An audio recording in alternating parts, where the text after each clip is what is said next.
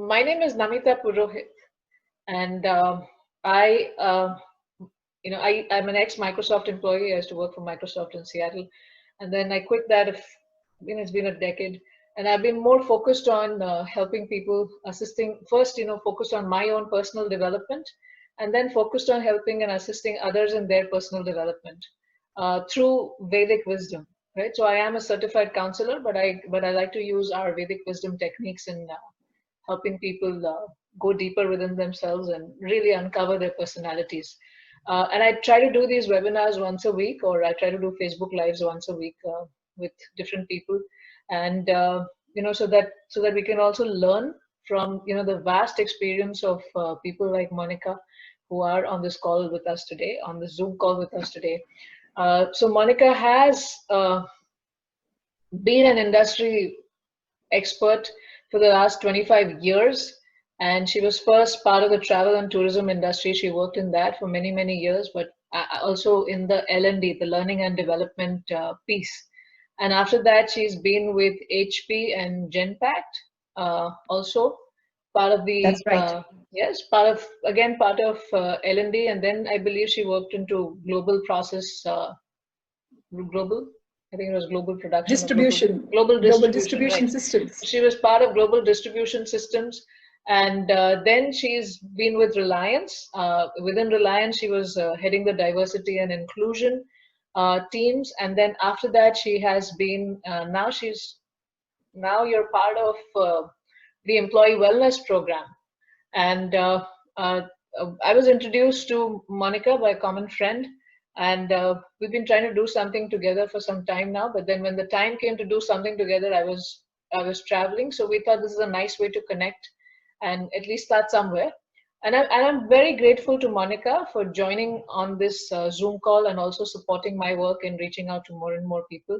And very grateful to you, Monica, for being here and being ready to share your vast wisdom with all of us. Thank you so much for hosting me, Namita. And, uh, the first time, I must be candid and admit that the first time I met you, and you spoke about deeper things in life, which, normally people your age generally don't. And when you left such a lasting impression that there's this young girl, and, she's so much into self-awareness and talks so much at depth about things.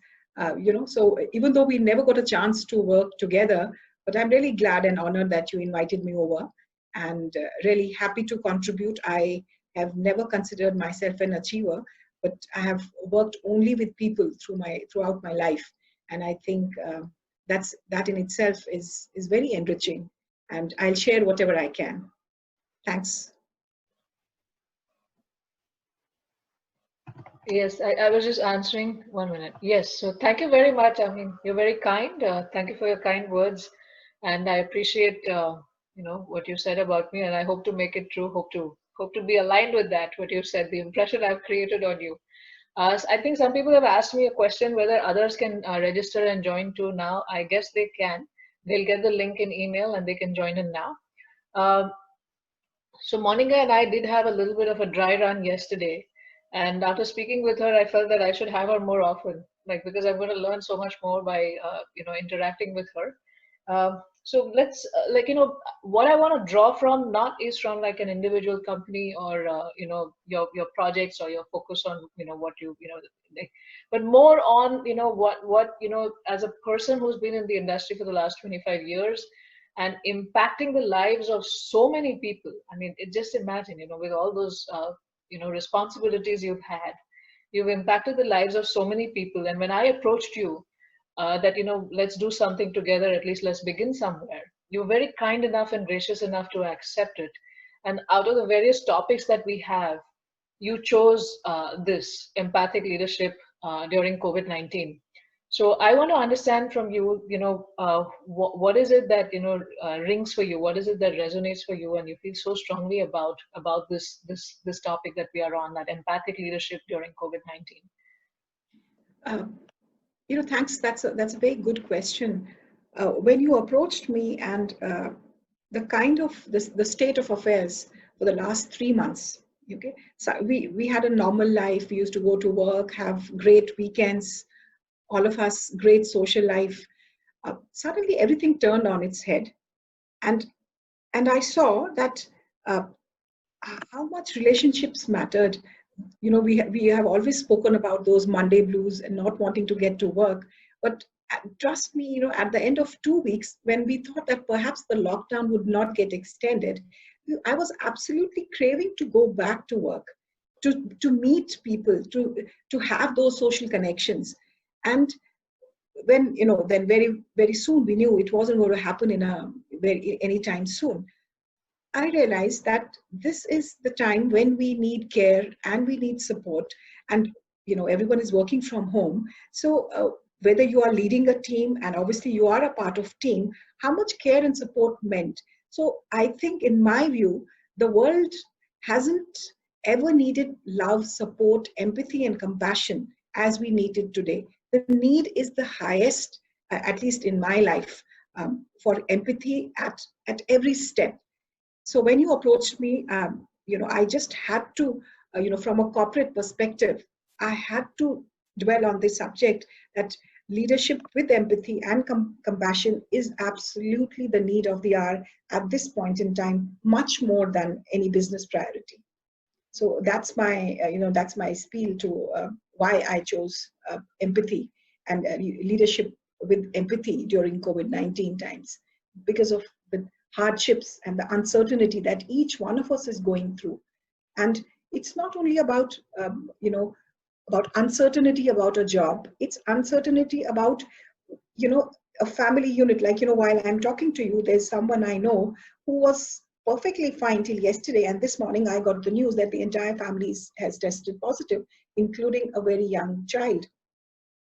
So there's uncertainty of health, there's uncertainty of livelihood, there's uncertainty of so much more. So the absolute, the need of the hour, like I said in the beginning, is care, is compassion, is kindness.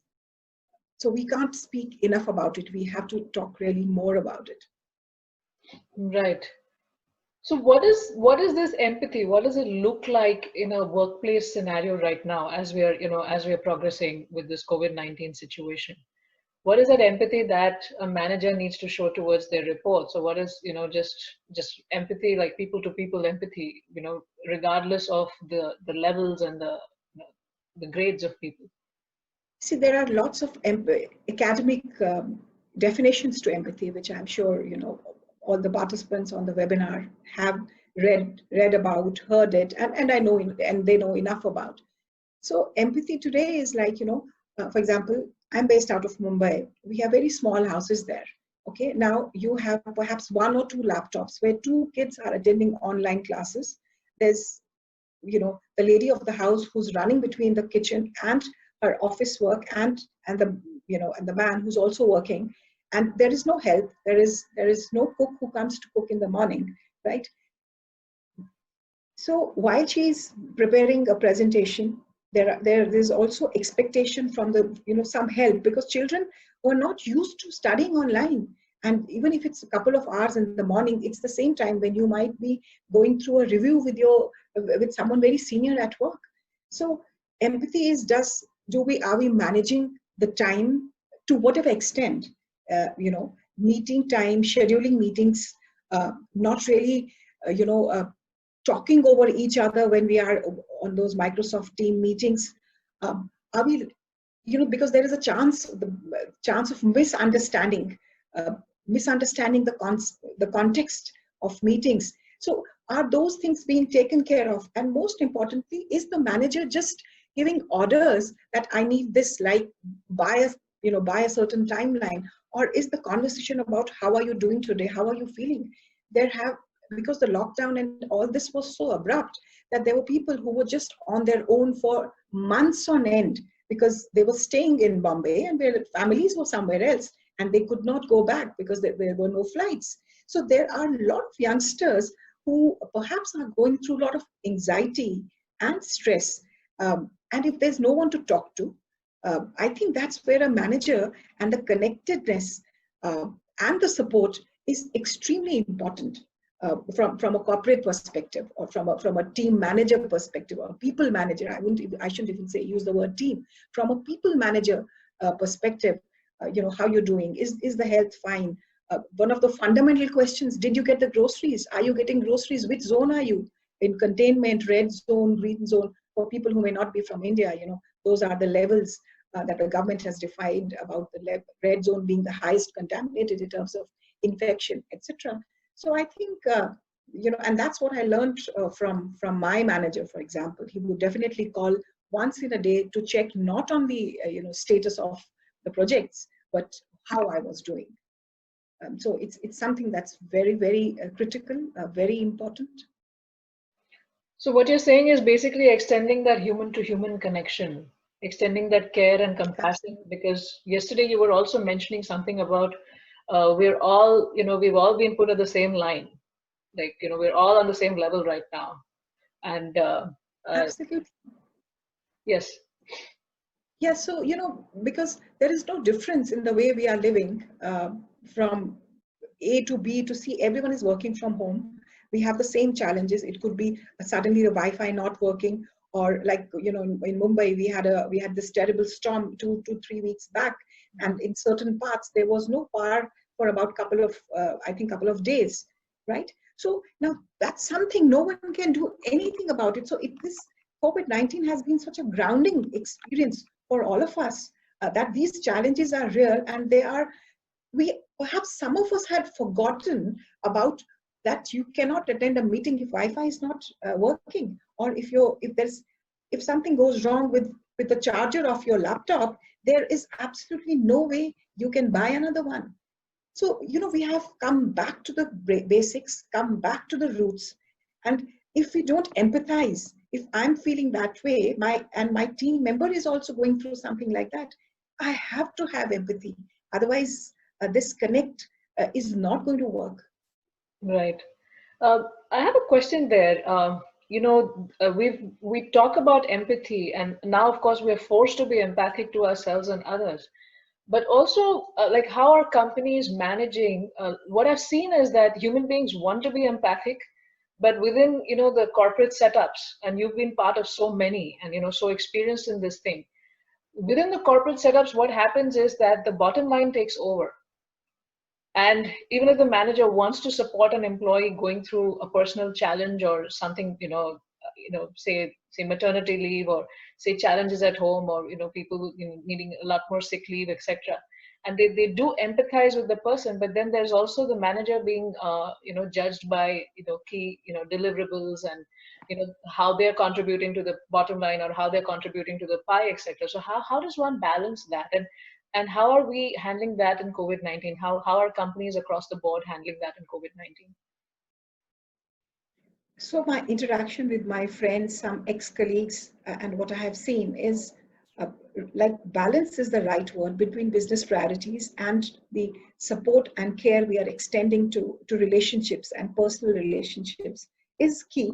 And for once, definitely I have seen that during COVID, across the board, relationships and care definitely was priority.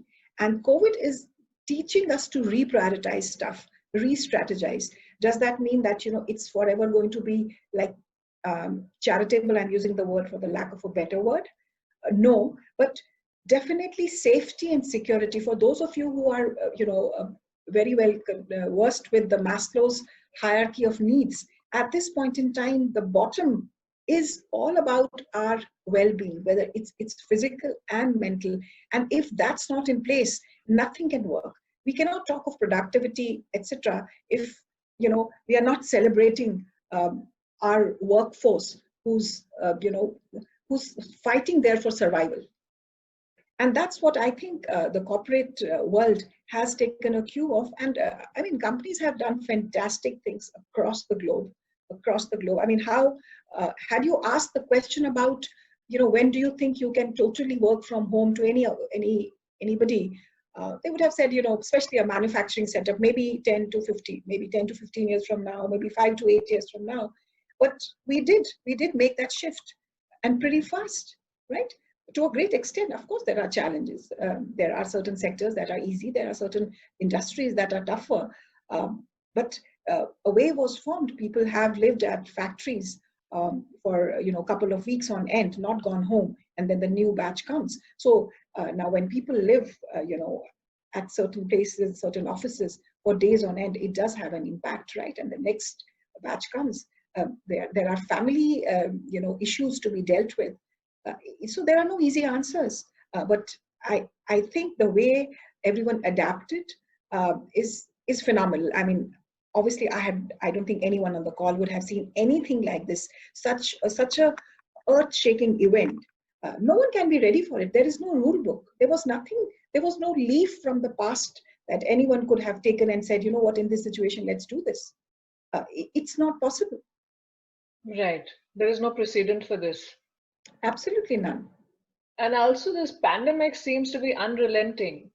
Uh, I don't see it going away for the next 2 years, things coming back to normal. I mean, I'm getting ready to see people, do more Zoom meetings, go on and on with Zoom or, whatever tools you have, more of these online meetings, with schools and all of these different things. I mean, it doesn't seem like it's going to go off for another 2 years. We're not going to see, we may get back to our jobs and we may get back to a little bit of normalcy, but the fear of of the coronavirus is going to be there. So how do you see, what advice would you have for leaders going forward to continue with this, how they can continue being kind, compassionate, and empathic? And also, what kind of company policies do you see are going to, what policies are you going to see that they're going to start evolving around the whole coronavirus? See, for once, work from home is here to stay, right? It could be obviously not with the kind of aggression that we are seeing today, because there's no choice. So I think work from home is going to be there, and as we have some amount of workforce working permanently from home, we are going, and digital is here to completely. Digital has disrupted everything. There's going to be a change in policies. To give you a simple example, and it's a no-brainer, I mean, transport policy, if you are commuting every day and you get X amount, right? So that's definitely going to be not there. I'm just giving one example. So that way, we are going to see a lot of change in policies. Similarly, workforce, the definition of workforce is going to change.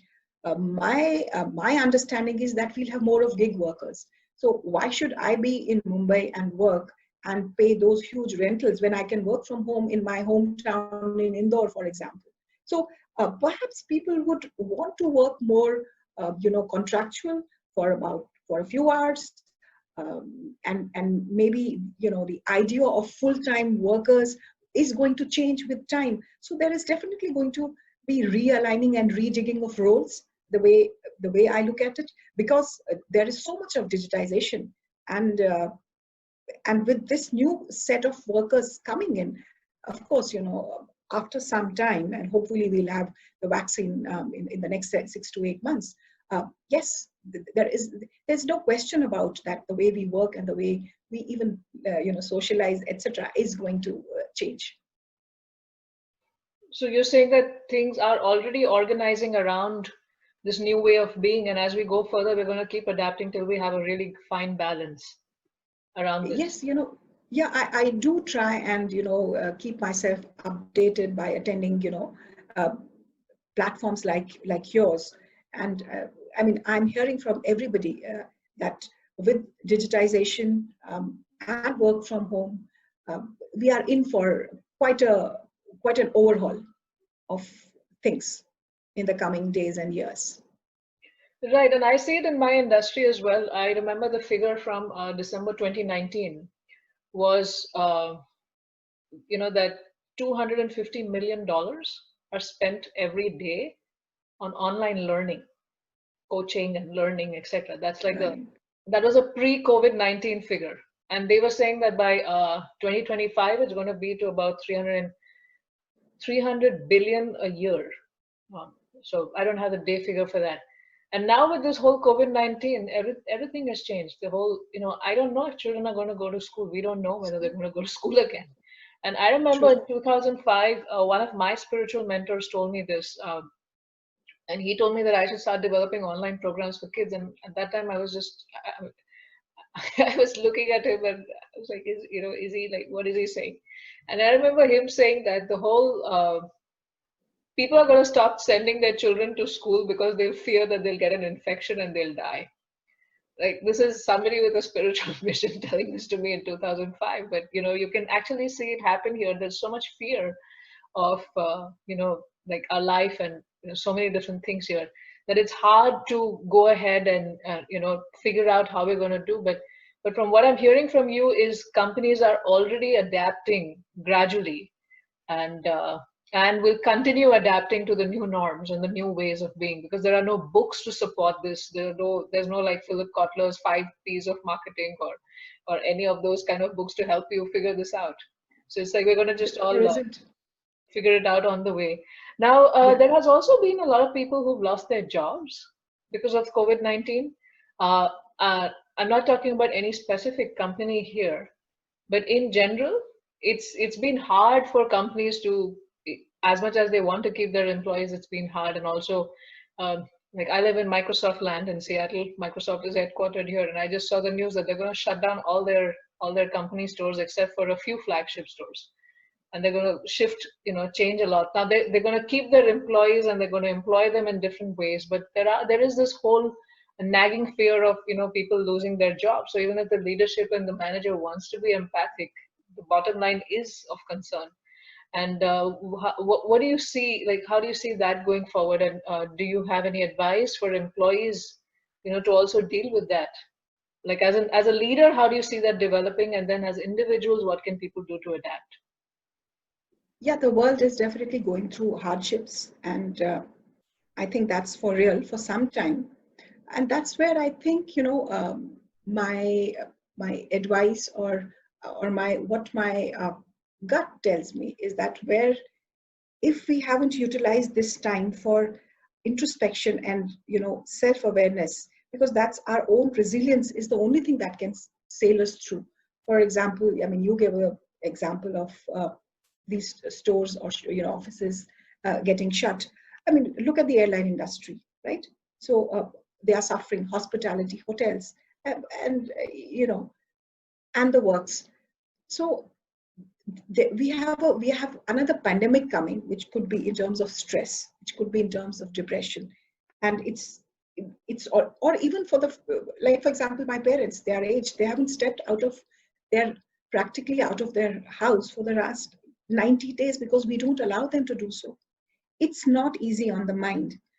So uh, I think that this is where our internal systems of fighting and resilience and purpose play a very important role. There is no mantra. I am no psychiatrist, I am no doctor, nor am I a spiritual guru, right? So what I have over the years, just, I mean, we all have had setbacks in life, right? So I'm giving my example, what has helped me to manage these setbacks is the fact that you look internal. Okay, what is it that, what's your calling, what's your purpose, right? And are you how do you differentiate success from failure? How do you deal with that low in your life? Is the only thing that is going to sail you through this absolutely uncertain and terrible time. And if we are not aware of our own self, our responses and our reactions to these setbacks and downs in our life, yes, then that's a problem. And what I'm reading, for example, we had this film star who ended his life a few weeks back. Lots being spoken about mental health, depression, success. I think one of the things that we may want to relook at now that we have the time to reflect is that uh, how are we growing our children? How are we teaching them to manage failure, or do we just make them so achievement oriented that we know how to get to that corner office, we know how to get to that, get that absolutely fabulous job, but at the first instance of a failure or a setback, we come crashing down. So this is the time to build to build that internal strength, uh, with whatever way. and each way is, individual. I am not going to prescribe anything. Some turn to gurus, some look at, some have books, some have mentors, coaches, or religion or spirituality, whatever the calling is. I think this is the time to just take a leaf out of those things and strengthen yourself. I personally don't see any other way out. There is no other way out of this situation. So it's like truly And going you back. do a lot of work, and I've seen. I mean, I do keep getting your shareables and all. You are doing a tremendous amount of work yourself, Namita, in these areas of self-awareness, your e-learning and your webinars. So it's how to manage that and how to look inwards is something very, very important. And whether you're a corporate or not is irrespective. We are individuals and we are human beings, and I think that's where we need to draw the strength from. Yeah, so what I'm hearing from you is you're saying that just going back to the basics, connecting within, realizing that, what is it that I'm here for? What is my purpose? What am I here to do? What kind of legacy do I want to leave? And where is it that I want to connect? And am I defining my identity based on my corporate success alone, or other aspects of my identity that I need to nurture? So you spoke about teaching people about just the definitions of success and failure, and also, like, so you've seen so many different people, so many different employees in so many different places in, with your work. uh, how is this definition of success and failure, like, it's not something that's taught in schools, it's not taught at home, because even at home it's like the parents are under pressure, they really want their children to make it in the world. And so how can we train people in these definitions of success and failure? Because usually what I have seen, and since you're referring to my work, I have seen that people come to me, and I'm dealing with 50-year-olds who don't know how to handle such, and and then the more I see that, okay, that's like basic life education that should be given to us. So how do companies help in giving that education, or how do we solve this problem, of helping people understand the definition of success and failure? How can we reach out? How can we share? I think consciously companies are and will definitely after COVID look at emotional intelligence as, or an emotional quotient. We have to look at it as a competency. Like we have spoken about competencies of different kind, managing ambiguity and so many other. There's so much work that has gone in that space. Perhaps the focus on emotional intelligence will be so much more. And like I said, empathy, kindness, they are going to be the values for companies in the days to come, and they'll stay till that shift happens. uh, that's, I see corporates playing that kind of a role, because by the time an individual joins and corporate, you are pretty much hardwired.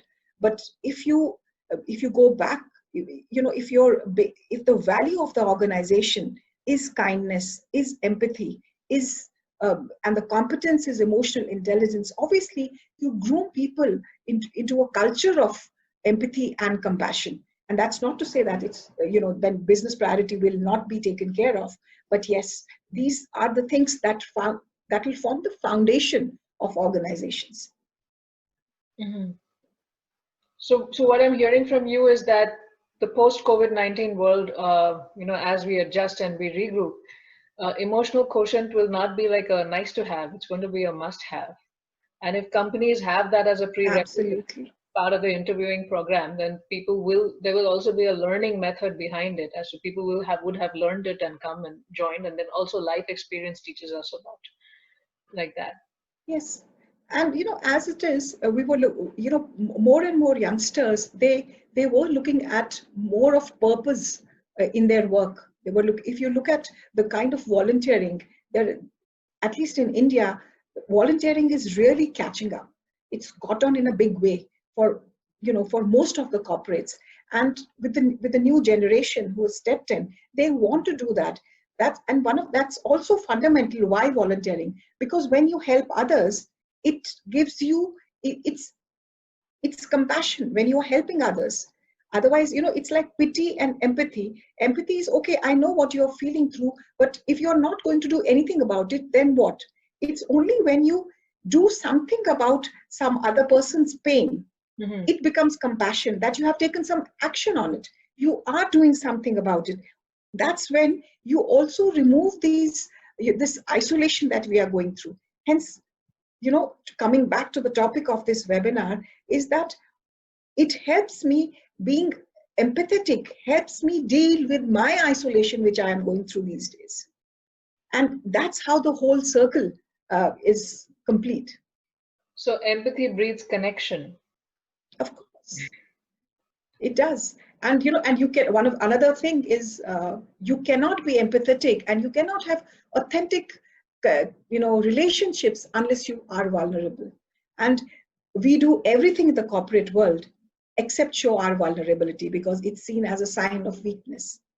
But what COVID has also taught us, that we were, see how vulnerable all of us are today, totally vulnerable, and we are not shy to talk about it. Look at the conversation we are having, right? So I'm as vulnerable as anyone else on the call, that a loved one could fall prey to the infection. There could be a job loss. There could be anything. So when we show this vulnerability, only then an authentic relationship can be built. Yeah, and the more we connect with our vulnerability, we recognize the vulnerability of others. And that's where we're all like kind of off the fluff, and we're just going down and connecting with each other at a very basic and a very deep level. Thank you for sharing that. It's a nice insight. Empathy, vulnerability, connection. So when we have that compassion for others, we try to connect, and we're actually doing something about it. It reminds me of like, as you speak about this compassion and volunteerism rising in India. It reminds me of like a few years ago I had done a presentation in I think it was in the Nagpur area, the Darba Industries Association, and the topic they had given me was purpose or profit, something like that. And I remember when I was researching that whole topic, looking at various journals, looking at a lot of research that was done in this. And there was one thing that stood out for me, and I believe it was from Harvard Business Review. And that study said that companies that are focused on purpose make 6 times more profit than those who are just focused on profit. So I'll repeat this. So companies that are focused on a larger purpose of taking care of the community and being mindful of that, when they're focused on purpose, they actually make 6 times more profit than those that are completely focused only on profit. And the study went deeper into analyzing as to why that happens. And then they said that it's because the employees don't feel that they're a profit machine. They feel that they're contributing to the larger good. And this is also the principle of the Bhagavad Gita.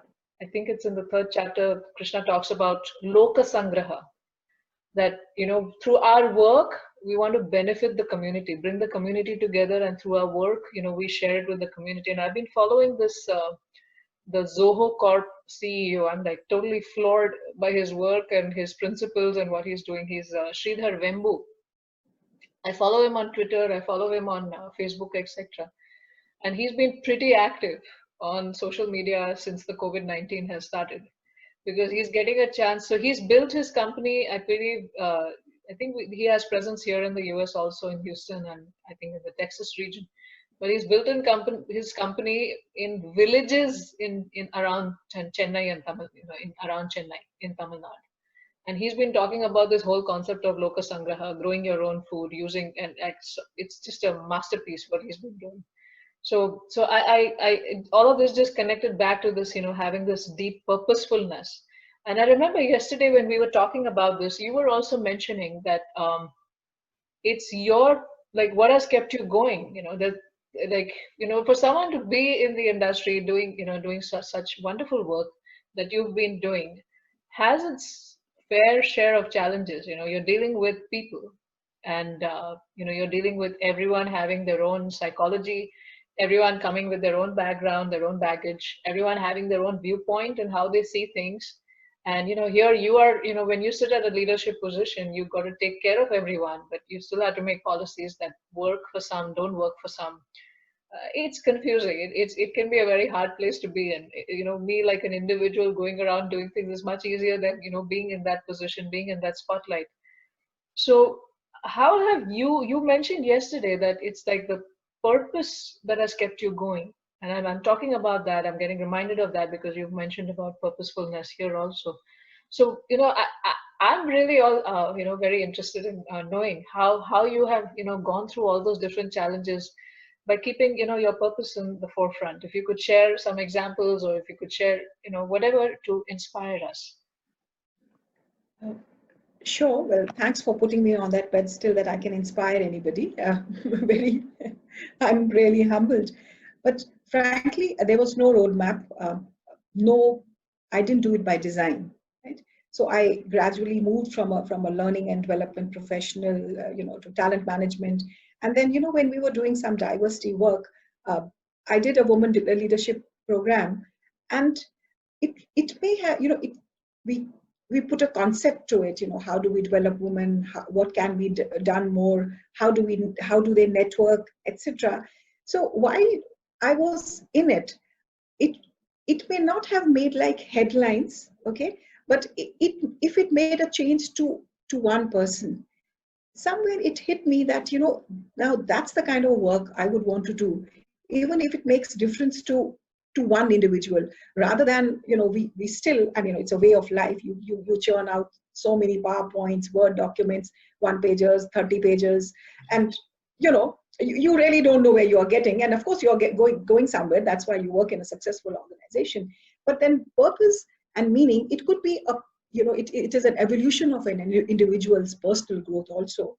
Along the way, I dabbled in emotional intelligence. Then I moved to being a happiness coach. So obviously all those things did play an important part, but I think it was more looking inwards to see that and to understand that I have got to do work that will make an impact and that has purpose.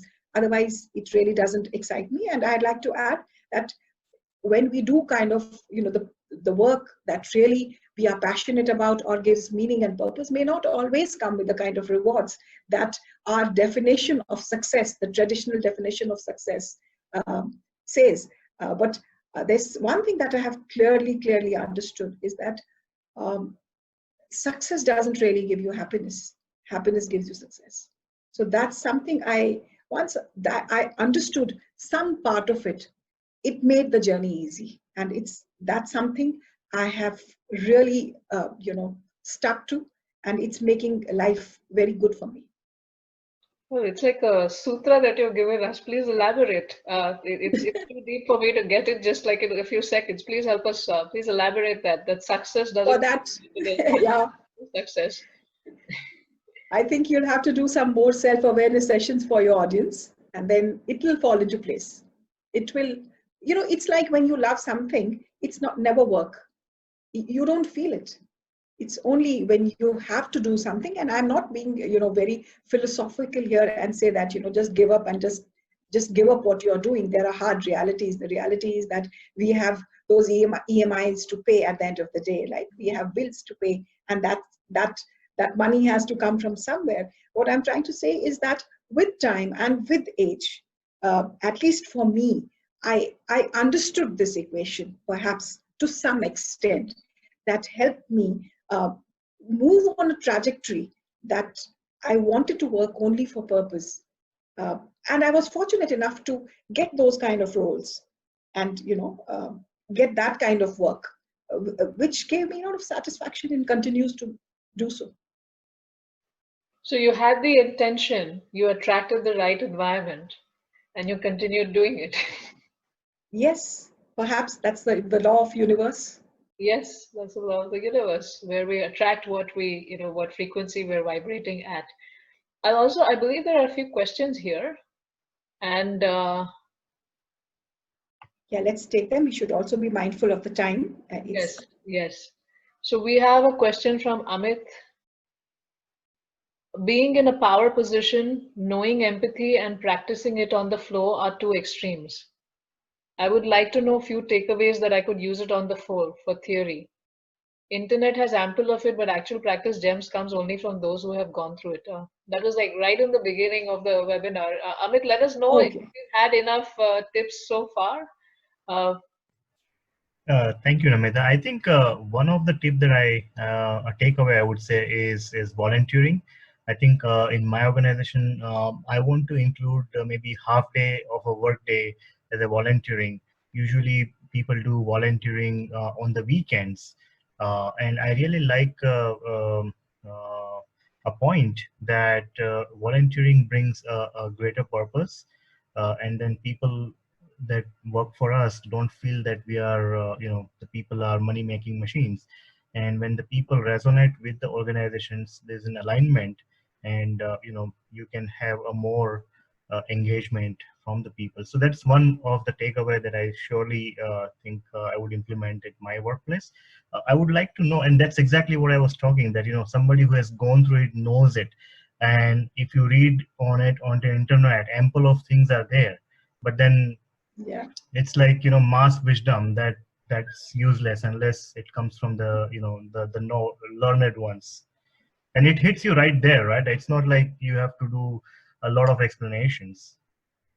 So right. maybe some more of these kind of a James, like how actually we practice empathy. Volunteering is one way. What are the other ways? What are the other sutras, or other methods that you have experienced or practiced at your, maybe even Namita, it would be really helpful to have this kind of insights. Yes, I can Monica. certainly say for for myself and what I've seen work is active listening skills. We have spoken about it. I mean, any corporate workshop you attend, they'll talk about listening skills. But listening is one of the finest, steps, and one of the sturdiest steps that will take you to empathy. Uh, Sometimes, 99% of the times we don't have solutions for anyone's issues. You just listen to them and they feel better.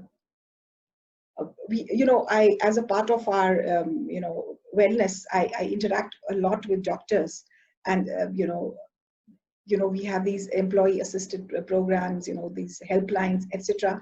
I was talking to somebody long back, and they said, there was someone on a verge of suicide, and they just spoke to that person.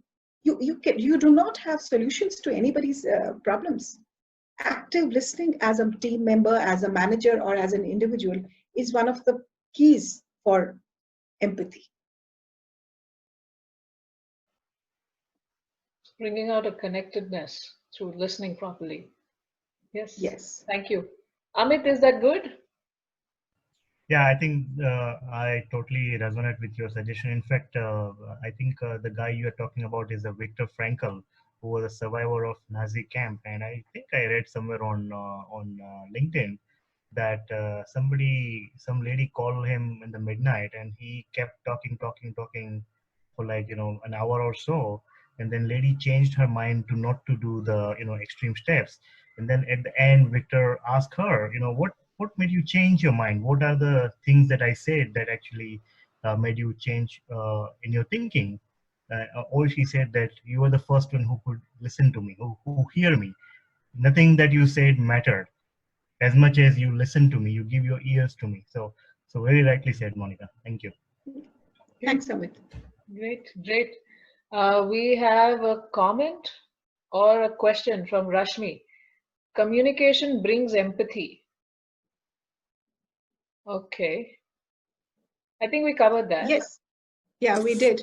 Yes, Hi, Rashmi. hi. My purpose was Namita mentioned that empathy brings communication. That is why, I mean, in my mind, I understand it as communication brings empathy. So I just wanted a clarity. Which of the two is more correct? That's a question. Okay. Uh, when I said empathy brings communication, where I'm going from is that when we're deeply connected with what we are feeling, what we are experiencing, and having that deep experience within our own selves, when we're connected with our own selves, we understand, oh, this is hard, what I'm going through is hard. and we're able to have a compassion for ourselves, then we feel that, oh, I'm not the only one who's suffering. I'm not the only one in this difficulty. And then we're able to recognize that pain in others. We're able to recognize the real challenges that others are facing also. And that's where I said that, okay, from that empathy that I have for myself, that helps me reach out to someone else and communicate with them and do whatever I can to, alleviate what they're going through, or just be a presence, a strong, calming presence for them, or just be a, listener, or actually, do something to solve their issue. So that's where I was saying that when there's deep empathy for ourselves and others, then we go out and communicate. But also communication brings empathy. When we reach out to people, we talk, and we actually do a lot of active listening that Monica has talked about, empathic listening, then that also brings more empathy. So it goes both ways, I guess. We're all right. Thanks. Thank you. Yeah. So Namita, why don't you tell us something about the work you do in the space of empathy? See, I've been doing like since 2009. I have been in this space. So I quit my job at Microsoft, and like after a year and a half of contemplation, and I just and I didn't have those challenges. The hard reality wasn't so hard for me. I could make that shift in my life. I could, like really follow my heart. And that time I wasn't very clear exactly that what I want to do. I wasn't very clear about my purpose, but I knew that I can't do this. And I felt the need to invest more time in myself and go deeper in myself. And as I went deeper in myself and try to learn different things and also connect with whatever unhealed parts of my life that were there, I realized that I'm not the only one suffering. I won't say I was suffering, but I'm not the only one who's having some difficulty. I'm not some unique special piece that that has been given all the difficulty. I'm not the heroine of this world movie that has been created, but the only one suffering. There will be a lot of other people out. So that connection with myself helped me reach out to more people. And we started a women's group here in Seattle.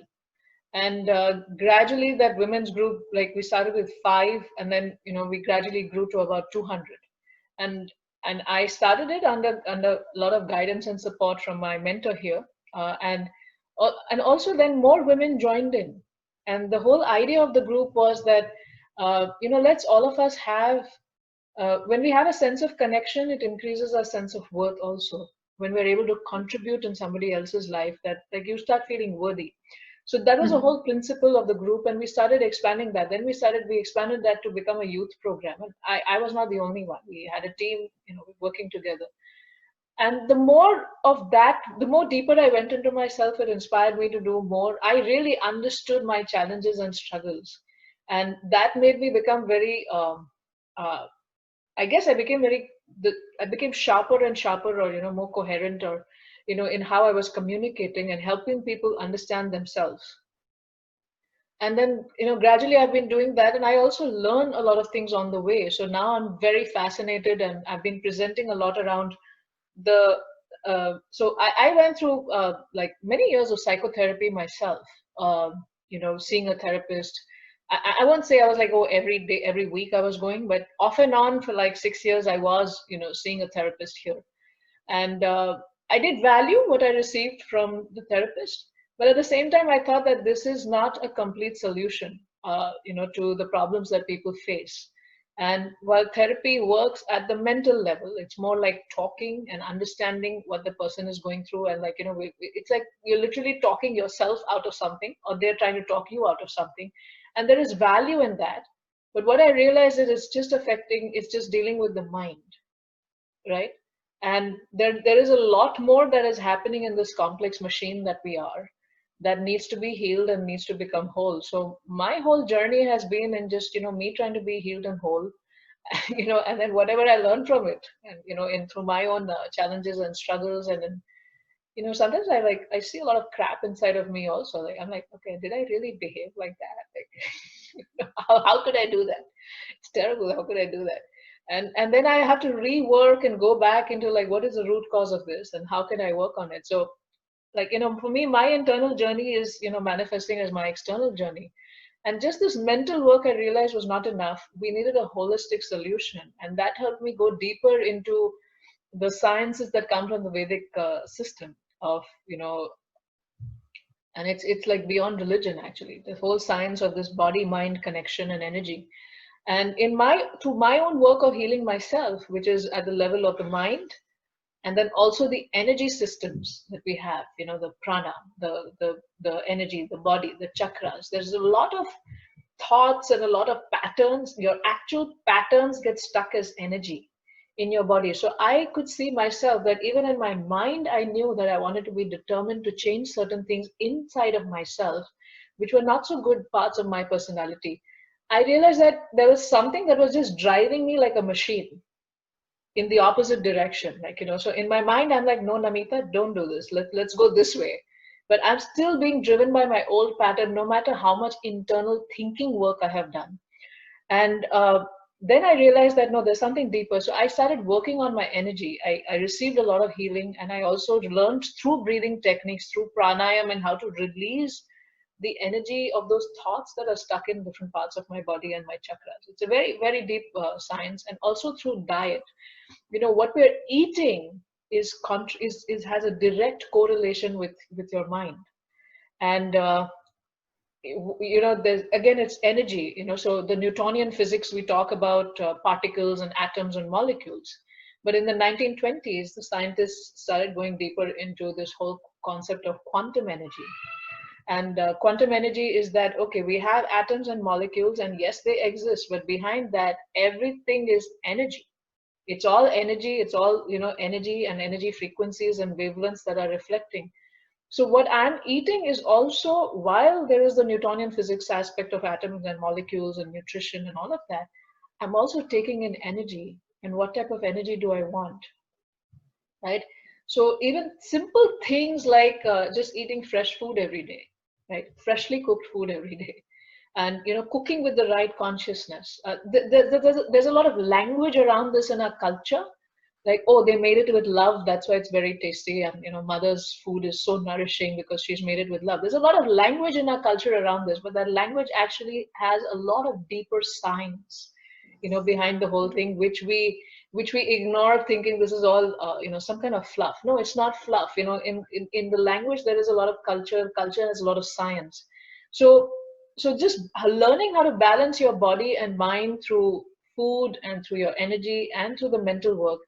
And when you can balance these, and Monica also talked about Maslow's hierarchy of needs. So we have physical needs at the physical body level. We have, emotional needs. This whole energy body is about your emotions and, your flight or fight response and so many different things that happen over there. And then the mind is about discrimination. So each of these layers of our personality also have certain needs. So learning how to take care of those needs and learning all the different balancing techniques to take care of them. So that's been my journey, and that's what I've been sharing. And I'm having a lot of interesting results with myself. Of course, I first work on myself before I share anything. Otherwise, I won't have any conviction. And when we do that, and I'm seeing a lot of positive results with different people. And what I've done is that, again, it's about purposefulness. Like, and I keep questioning myself, if my purpose is to make money, Microsoft is a cushy job. Let me tell you that. And I'm sure I can go back to it, and I'll be making a lot more than what I do. But then I just think about it, resonating a lot with Monica, is, what is my purpose? Why do I exist? Why did I come here? And what is it that I'm drawn to do? And I'm trying to do that. So what I started doing is, I realized that I can't scale if I'm just doing one-on-one coaching with people. Started creating a lot of online courses, which, people want. I think I also see a lot of people who've joined my webinars before. So started creating all these different online programs that people can benefit from. A lot of these different online courses that are there that are based on all of these different sciences. And also I do share a lot of client examples, and and how this helped this client, this whole holistic thing. So in a way, when there was COVID-19, with all the sadness and the grief and the difficulties that people are facing, in my mind, I was actually very happy.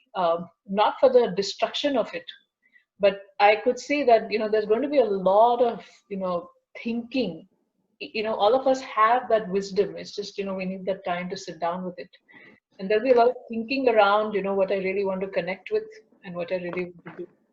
So anyway, this is not my webinar. We have Monica as our guest, and I can keep talking because I like talking. And uh, uh, so over to you. I guess we have some more questions. Can you throw some more light on Vedic wisdom once you mentioned in your talk an excerpt from Gita? Some more enlightenment you can share. What are the common thought processes you think are important? I mean, the connection between Vedic wisdom and its effect on our personal and professional life. Thank you, Swati. I just read your question, but I believe Monica has also covered that extensively when she's talked about purpose, and she's talked about, the whole happiness and success thing. She said it very simply, but that's our basis of the Gita. That I am, I'm here for a purpose, and let me live that purpose. And that is what the Gita Connects talks also about. That where the Gita talks about in the 3rd chapter that I am this. Try to understand your nature. This whole personality awareness. Understanding your nature is very inbuilt. It's a very important key piece in the 3rd chapter of the Bhagavad Gita, where Krishna is telling Arjuna, it's very important for you to understand yourself and engage in work which is in connection with your personality and nature. If you're not doing work that is connected with your nature, then you're going to be all over the place. And isn't that a definition of a happy employee, Monica? Absolutely. Happy and engaged, to use the HR jargon. So when are they happy and engaged? When they are? They are working for a purpose and with passion. And productivity and good business results are just a natural outcome. And when that work is also aligned to their nature. Yes, absolutely. Nature, values. There's a lot of wisdom that can come from books, as Amit has said, but there's wisdom that comes from a life lived. And, the experience that Monica has shared with us, and she's lived those principles, and she's been, doing such wonderful work with. I don't think you can even count how many employees and their lives you've impacted, Monica, across 25 years of your work. We measure your work based on 25 years. I wish we could also have a number around like, so many people, so many families and their lives were impacted. Thank you very much for being here with us. I'm very, very honored that you agreed to participate and you agreed to be here and also encourage and support what I'm trying to do. I am deeply grateful. Thank you, Monica. Anything? Thank you so much for having me here, and thanks for everybody who joined. It's late in India, and like I keep saying, even if one life is impacted, it's worth it. Thank you. Hi, thanks both of you. I would like to see both of you together more. It's been a very good session. I'm so happy I attended, and I would like to attend more. And I want the recording, Namita. Yes, and thanks to you, we are. I know Monica, so you are the friend. Same here. We can get connected more. Monica, you can arrange for our group, in RIL, Aradha group, if possible. I'll post it there. That's why I want the recording. Yeah. Okay. We can have, one more session like this. Sure. Okay. Thank you. Thanks. Thank you. Thank you, everyone.